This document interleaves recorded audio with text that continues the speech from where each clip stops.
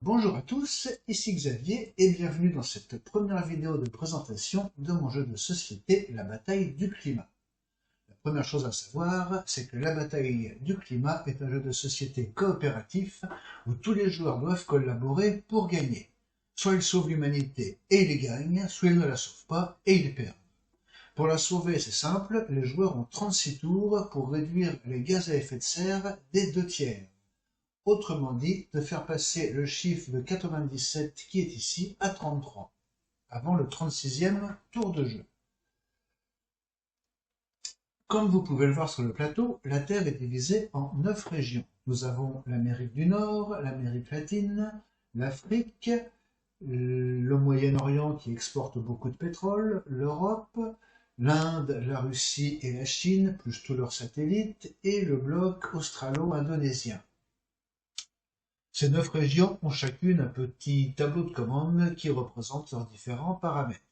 Les joueurs vont donc se déplacer de région en région pour changer leur production électrique dans des systèmes moins émetteurs de gaz à effet de serre, ou pour implanter des solutions permanentes inspirées des propositions du Shift Project, mon partenaire, qui vont petit à petit se diffuser sur la Terre entière et permettre à l'humanité d'économiser de l'énergie, d'émettre moins de gaz à effet de serre, sans peut-être trop perdre de notre bien-être.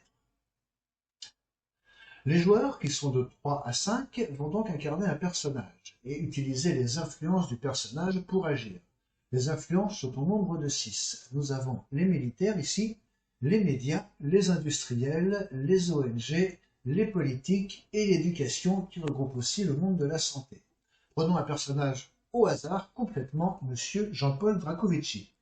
Au début de son tour, Jean-Paul va tirer 2 cartes industrielles, 2 cartes éducation et au choix une carte politique ou une carte média. Chaque personnage travaille pour un employeur, qui peuvent être associés différemment à chaque partie. L'employeur va apporter au personnage une compétence et un pouvoir. Comme souvent, le pouvoir s'utilise une fois par partie et la compétence, comme pas souvent cette fois, est valable pour tous les joueurs en tout temps.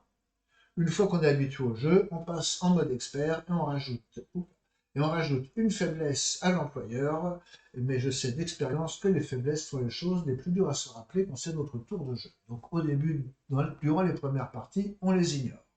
Comme souvent dans les jeux en coopération, des événements vont venir perturber la bonne marche des choses. La situation va devenir critique en bien des points de la planète. Les joueurs vont devoir choisir entre éteindre les incendies ou travailler sur le long terme.